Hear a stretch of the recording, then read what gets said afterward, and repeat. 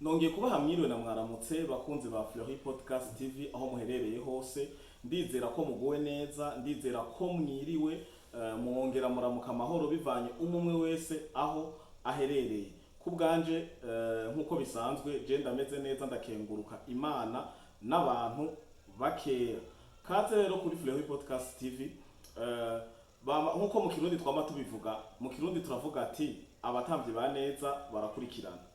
Mu Rwanda nibaza ko indirimbo bako bararirimba muri uno mwanya ari uruhigi ruhindukiye akayabo kirukanza imbwa. Ati Fleury Podcast TV bimeze gute uno munsi? Nkuko bisanzwe twama tubaronderera ibintu tubasesangurira bifise akanovera kadasanzwe kubera twe nta nkuru canke urukurukuru twama twabahaye nkuko bisanzwe.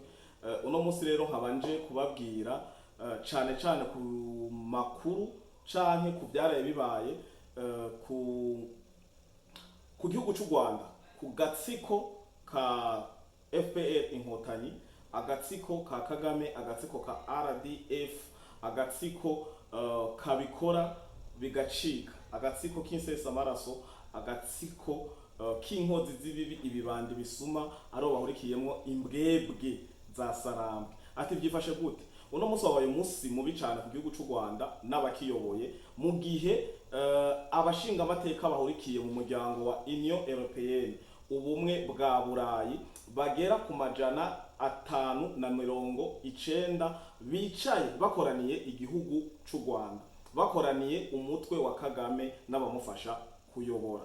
Ngo byagenze gute rero? Uno munsi abo bashinga amateka bagera ku 549 nibo batoye ko Ngabire Victoire Umuhoza arekugwa, afungurwa atakirinze gusabwa, 41 bo bireservye, ntibavuze ego canke ngo bavuge oya, ariko vyagaragara nko kumengo hari ikintu kiri nyuma canke hariho igitutu coba kibari hejuru coba catumye baterekana uruhande barimwo. Ariko ukungene vyarangiye ari ibintu vy'ivyishimo cane gose, kuko muri iyo nama canke mu vyako biraba byose abana ba Victoire Ingabire barimwo. Umwana w'umuhungu yararimwo wa Victoire Ingabire, umwe yitwa Jeremy Mahigwa, umwana w'umukobwa yarahari nawe yitwa Khaisa Ujeneza. Abo bana basohotse bafise ivyishimo, ni ibintu biriko biragaragara muri uno mwanya kuri runo ruhande rwanje rw'iburyo, aho akanama karangiye ari umunezero udasanzwe, ariko hagaca havugwa amajambo menshi kubijanye n'ukungene mu gihugu kibanyi cy'u Rwanda hakurya Akanyaru dusanzwe tubizi, ntidukekeranya, dusanzwe tubizi ko atakintu citwa ubwigenge, ata liberté canke ata demokrasi ihari, kuko kenshi birakunda kuvugwa kandi birakunda gukoreshwa mu majambo menshi cyane gose hirya no hino ko Kagame agereranwa nka Hitler canke ari umudiktateur wa mbere muri Afrika, mu karere k'ubuseruko hoho ka EAC nta muntu numwe agereranwa nawe. Ngo byarangiye bivugwa gute rero ku majambo y'icavutu canke y'icantege, aho abanyarwanda benshi begereye leta ya Paul Kagame, leta y'inkotanyi, leta yafunze Victoire Umuhoza Ingabire, kuko no mwanya tuvugana uwo muvyeyi ari mu gasho kitwa Imageregere mu gihugu kibanyi cy'u Rwanda. Aziriki ivyo azira, iyo nkuru sinibaza ko noyigaruka ko cyane, kuko nta muntu numwe atazi ico yafungiwe. Mugabo ndabiciye ku masonga, Victoire Ingabire yagirizwa ko yoba yari karategura ngo gutunganya umugwi ukubita kudeta, ukuraho uburongozi cyangwa ukuraho Paul Kagame ahari ubu. Ibi navyo mu biganiro nagenda babwira ati bigenda gute RDF ca gisirikare ca mbere mw'isi, bigenda gute Kagame wa mugwanyi cyangwa wa mukuru w'igihugu adatinya. Urabona ko mwishamba hariya mu burasirazuba bwa Kongo biyita ngo ni intare za Sarambwe, mugabo twe twabahaye izina ry'imbwebwe za Sarambwe. Sinumva ukungene rero Kagame n'abamufasha kurongora bojugumira bigira ngo nibare ngo FPR power, bagatinya umukenyezi atagira ku pongre, atagira igikwashu, atanakirida bamufatanye, ngo ariko arategura gukubita kudeta. Umukenyezi yasomye igitabo cyo guhindura mentalite n'ubutwari n'ukungene no kurongora neza, bakavuga ngo ariko arategura imigambi yo guhirika ubutegetsi, afise ingengabitekerezo ya jenoside. Iyo musanzwe mubizi ko ari refre mu Rwanda, iyo udahuje na FPR Inkotanyi, udahuje na leta, uje uvuga indimi zibiri, ni ingengabitekerezo kandi ukaba uriko urafovya jenoside. Victoire Ingabire rero nuko byamugendekeye gushika ano masaha tuvugana, ari mu buroko, ari mu gasho k'imageregere mu gihugu kibanyi c'u Rwanda. Niho rero aba bashinga amateka bahurikiye mu muryango wa Burayi basohoka bavuga ati ni ngombwa Victoire Ingabire afungurwe kuko azira ubusa. No mu byo barabiye hamwe basavye ibihugu bihurikiye ni ibihugu 27, vyahora ari ibihugu 28 havamo Ubwongereza. Mu bihugu 27 rero byari bihari, byari byanaserukiwe, bafunditse ko muri ibyo bihugu 27 byari biri muri ako kanama bisesanzwe bifise uburongozi y'aba ambassade canke konsira mu gihugu kibanyi c'u Rwanda, ko bategerezwa kugira amakomite kira ambassade yose canke kira gihugu cyose giserukiwe mu Rwanda, bashireho komite ijejwe kuziragenda kumviriza ngo imanza zicirwa muri sentare zitandukanye z'u Rwanda, siritu imanza zijanye n'ibijanye na jenoside, kuko ngo basanze ico bita mu Rwanda umubare nombre nini ya canke igitigiri nyamwinshi c'abantu bafunzwe mu gihugu kibanyi c'u Rwanda bazira gusa ko boba batayoboka FPR Inkotanyi. Utayobotse FPR Inkotanyi wagirizwa jenoside, utayobotse FPR Inkotanyi ugaca wagirizwa ingengabitekerezo ya jenoside. Mwarabonye benshi ukungene Kagame akoresha amafaranga adasanzwe kugira bakugwe mu Bwongereza, Afrique du Sud, Etats-Unis, mu Buholande n'ahandi henshi.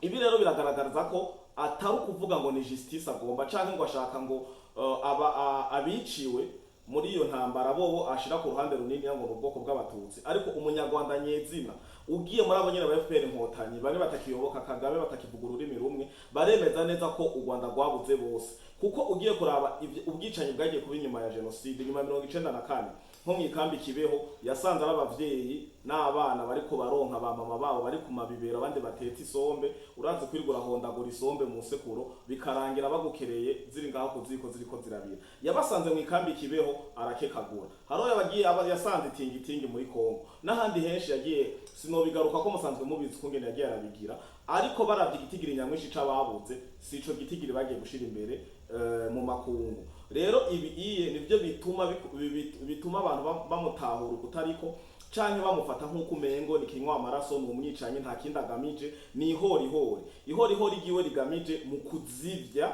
umuntu wese aza avuga ikidahura nico agatsiko k'Inkotanyi canke Paul Kagame ubwiwe yashikirije. Nivyo rero Ingabire azira, ntamvo nimwe ntiyamurashe ngo amuhushe, nta nkoho bamusanganye muhira, asanzwe ataba mu Rwanda, abaje gutegura kuko asanzwe arongoye umugambwe uharanira inyungu za politike, yari yaje aje gutegura ukungene bapanga akarere k'umugambwe wiwe, kumbure imyiteguro canke imyamamazo ikurikira baze bayitabire neza, afise abanywanyi bapanze, abamufatiraho ngo ategura ngo guhirika mu Rwanda nkuko babivuga, ngo gukura Paul Kagame n'abamufasha kuyobora ku ntebe y'uburongozi. Ivyo navyo bikaba byagaragaye mu makungu, eka natwe hano mu Burundi n'abanyarwanda ubwabo baremeza neza ko Ingabire Victoire arenganwa, bamurenganya ari ubwoba canke gushaka kumuzibagiza, kuko mu Rwanda amatora nta demokrasi agira, n'umuntu umwe yitoza hanyuma bakamuhunda amajwi bikarangira. Ingabire rero icazira nta gihari, nico gituma abashinga amateka 541 bavuze ati narekugwe kuko ivyo afungirwa nta gaciro canke nta buremere mu vy'amategeko bihari. Abana ba Victoire Ingabire nabo vyarangije basaba ko bohabwa security, bocungwa cyane bagakarizwa umutekano kugira bashobore guherekezwa n'inteko canke abasirikare mpuzamakungu ngo bashike mu Rwanda bagende kuraba nyina wabo, nabo kumbure ntibashike kubera bafise imyaka yo gufungwa, ejo batangure kubagiriza ko bafise ivyiyumviro nk'ivya nyina, kuko kaya kajambo kitwa ingengabitekerezo bisigura ko ni ikintu ba wiyumviriye mu mutwe ubu utarashira mu ngiro. bakwagirije igengabitekerezo ni ikintu kiba kikiri ngani ideologie mu gifaransa boca bababwira ati mwe mugira kuri ideologie ya mama wanyu mumeze co kimwe nka kurya n'ubu bakiriko barirukanga ku bantu bitwa ngo ni FDLR muri Congo babwirwa ko aba FDLR kuva mu 1994 bagera ku 1500 bakababaza none ni muri abarangiza kuva aho mwabarondereye bagaca bavuga ngo abana babo canke imiryango bakomokako bafise ingengabitekerezo arivyo bita ideologie genocidaire. Ibi rero n'agakino kadasanzwe ka Paul Kagame na leta yiwe ariyo FPR inkotanyi ishaka kwigumiza ku butegetsi mu nzira zose zishoboka nkuko baba biririmba bihaya bikubita mu gatuza ngo dufise inzira zirenga igihumbi nta muntu ariko aradukura ngaha. Byaragaragaye amareresi cyangwa utuvideo mu kinofunofu Paul Kagame agaragara avuga ati muzonkuraho se mu nzira yihe se ya kudeta canke yiki mwaravyumvise najyaraheruka kongera kuvuga ati ngo biyumvira kunkura ku butegetsi nibateshwe bate kuko igihugu cy'u Rwanda gifise limite gifise amaboda kiracunzwe kandi igihugu cy'u Rwanda uko bimeze kose ntikigira ku mategeko mpuza makungu. Rero ako kanama ntabarambiye karangiye ako kanama bisa nk'uko umengo ni itsinzi kuri Victoire Ingabire mugabo mu Rwanda ano masaha tuvugana hari utundi tuntu ngo tutunama tugenda turashikiriza amajambo yo guca intege umuryango canke ababuranira Victoire Ingabire kuko Victoire Ingabire yaranse kuburana mu rubanza ruherutse. Victoire Ingabire acicaye abacamanza bashitse yaciye ahaguruka acavuga ati abacamanza bose muhagaze imbere yanje sindabizeye ivyo nagitegeko rijejwe kuburanisha rirabisaba. Iyo ufise amakimbirane canke ufise imishwano canke kudahuza canke wikeka ko urubanza rwariwe n'umwe mu bacamanza baza guhagararira urubanza rwawe urarekure kuvuga ati naka navemwo ni mu musubirize. Mugabo Ingabire yanse abacamanza bose bari baje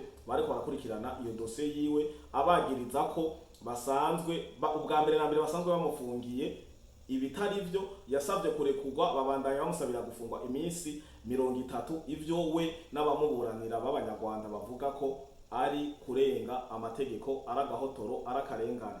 Victoire Ingabire ikindi kintu asaba n'abo bashinga amateka ba Union Européenne bashimangiye ko Victoire Ingabire arasaba umuavocate arasaba umuburanira w'umugore n'umudamu afise ubwene gihugu bwa Kenya kandi n'umudamu asanzwe aburana n'imanza mpuzamakungu. Victoire Ingabire yaramusavye Kagame aranka ubucamanza bw'u Rwanda buranka agatsiko k'inkotanyi karanka urumva Kagame inkotanyi ubucamanza byose niwe ni komanda supreme ryavuze ririjana.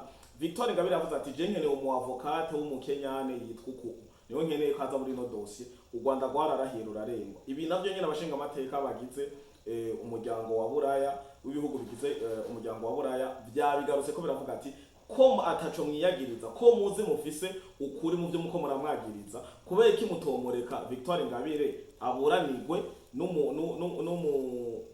no avoka cyangwa umuburanira w'umudamu kandi yipfuza. Ivyo byose bitera point d'interrogation bigatera amakenga abo bashinga amateka canke Union Européenne muri rusange. Bigaragara rero ko abahora ari ababosi ba Kagame uno munsi bamuseseye agafu, abahora bamutuma genda ugira ibi nibi na biri, abahora ari abakiriya biwe ba mbere. Urazi ko ubutare oro canke korta canke nikere n'ibindi byinshi, urazi ko Kongo mu isi ifise ibice 70% by'ubutare, ivyo yayora yo sibike atitayeho gusesa. Rero misazi nkuko nama nababwiye FPR inkotanyi nta bugabo igira, kuko ntushiye kubura umugabo ukaja gupambana n'umugore umwe. FPR inkotanyi yari ikwiye kuraba ukungene igwana igifunsi igitera umugabo, apana gutera igifunsi ugitera umugore. Je mbona ndabukungene Victoire Ingabire, madame Victoire Ingabire bagenda kumuburanisha, usanga umupolisi umwe ari ngaha uyundi ari ngaha uyundi ari ngaha n'iminyororo ukamengo ni bya bisuma bimwe bakunda gukrasa by'ibiteroriste bya bindi bya bisuma biteye ubwoba cyane bafungira muri Amerika mu busho butandukanye, ukamengo n'umuntu bakuyigwantanamo, umukenyezi umuvyeyi basanzwe bazi yakuze babona, ariko gusa kunyuranya ivyiyumviro kubona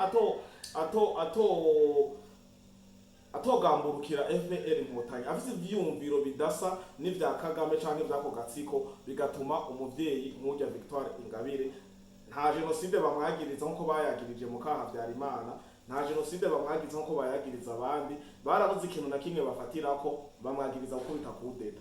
Kudeta nayo ibifise ibintu ifatirako, niberekane ibigwanisho yarateguje guteza u Rwanda. Mbe yari kudeta imeze gute? Yari yateguye kumuha isumu Kagame, yari yateguye kumwica mu nzira izihe, nimba yagomba kumwica, nimba ko ari gutembagaza ubutegetsi sentare gushika uno munsi kitarerekana Madame Victoire Ingabire yagomba kureho ubutegetsi bwa Paul Kagame canke bwa FPR Inkotanyi muri ino nzira. Nico gituma rero abo bashinga amateka bahurikiye mu muryango wa wunze ubumwe wa Burayi Union Européenne basavye kandi inyuma yuko abaserukira ivyo ibihugu vyabo mu Rwanda bogira ico bakoze boza baragenda kuraba kunye izo manza zicibwa zijanye siritu n'ivya n'abagirizwe vya genocide, bongeye basaba ko hariho bongeye batora komisiyo izogira desante mu gihugu cy'u Rwanda, ariko ni entre guillemets ntituzi ko ivyo bintu bizokoroha kuko Paul Kagame ukungena ameze ikintu cyose citwa karamatohoza kigenda gukorerwa mu Rwanda ntiyemera. Ndabibutse amakungu atanguje siritu Bufaransa niyo nyene Union Européenne itanguje amatohoza ku gikororwa y'indege yarimo Habyarimana n'umukuru w'igihugu umuhisi Cyprien Ntaryamira w'u Burundi twabuze tutanka, kandi no mu biganiro biheruka naravuze ati leta y'u Burundi nayo nyene nitangure yishuze tutangure kumenya aziriki yaziziki, nimba ataco yazize baduhindishije akababaro, naho umuntu atagugwa, naho umuntu adasubirizwa, ariko bavuga ati bararokonesa ko nimba bari bakeneye Habyarimana ntibari bakeneye Cyprien Ntaryamira, nimba nabo bari babakeneye bose imbere y'amategeko bavuga ati twabahoye iki. Rero nako ndavuga ati iyi nisije ikindi gihe, nako ndavuga rero ko ikijanye no kureka justice abacamanza canke abantu bajejwe kugucukura inkuru z'akahise canke gutororokanya inkuru amatohoza mu gihugu cy'u Rwanda ntabaho. Nico gituma mu Rwanda hiriwe hari ubusako bivuga ati ni mu bivugire hiyo nyene Buraya u Rwanda ntirutwarirwa i Buraya, u Rwanda ntirutwarirwa muri Amerika, u Rwanda rutwarirwa mu Rwanda nyene. Na nico gituma nari nababwiye Kagame yivugiye amajambo avuga ati muzonkura he, muzonkura mu Rwanda, ariko kananira abagabo ntiyimye. Reka turabe ukungene birangira kuko nibi ntavyo yari yiteze. Ubu uye urabona ko ujya mugabo yataye umutwe, ujya mugabo hakurya ya Kanyaru ariwe Kagame yataye umutwe asigaye atukana Kagame kuva afata u Rwanda ku 90 bica Habyarimana bagagira n'ibindi byagiye birakurikirana ngo shaka kuguma ngarukako n'umuntu atigeze arangwa no gutukana canke ngo gukoresha ishavu, kuko yari umuntu yishira hejuru yiyempoza avuze bose barenze kita. Mugabo ubu ahari nawe nyene arajegerera mu pantaro. Kagame ubu n'umunyabwoba, Kagame ibintu byose avuga ni shavu, Kagame ubu ni trauma, Kagame ubu n'ugukankama, Kagame ubu n'ugutukana. Mwarabyumvise arinda tukanira mu kwibuka, bimwe baja kwibuka by'iwabo gucunamo. Icunamo giba gisanzwe ko mu mategeko umara iminsi 100 utavuze nabi, udashwanye, udatukanye, utihoye, utagize uko nakuriya. Niko biri ni formalite. Mugo vyaramunaniye ku munsi umwe gusa yaratangiye gutuka, yabatuka Barundi, yabatuka bari mu karere ka EAC, atuka abanyafrika, atuka indongozi z'isi yose, cane ibyo bihugu mva makungu byako biramufatira ibihano bikubita ahababatse. Sinshaka kubarandira abanyonyi ba Flehi Podcast TV, abasanzwe baragize sabone canke subscribe muri abantu banje, n'abandi bafatiye ikiganiro hagati bishoboka ko wahawe link n'umugenzi canke yashimye n'ibiko biravugirwa mu biganiro bitandukanye bya Flehi bica kuri Flehi Podcast TV, agaca kupartager link. Nawe nyene karibu mu muryango, ntiwibagire kugira subscribe kugira dukuze umuryango wa Flehi Podcast TV. Muri abantu banje ndabakunda cyane, naho utaha.